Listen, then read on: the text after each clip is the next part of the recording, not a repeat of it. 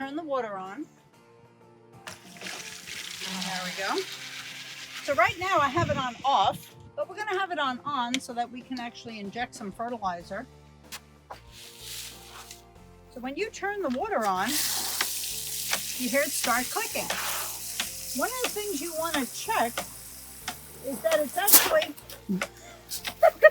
here we go, it's actually sucking up your fertilizer. Just pull it out of this tank just for a second. You can see it's sucking up fertilizer. Put it back in there. It primes itself right away. So you notice it clicks slower or faster depending on the water flow. But now I don't want to put fertilizer on anymore. So I decide I turn it to off. And it stops clicking. There we go.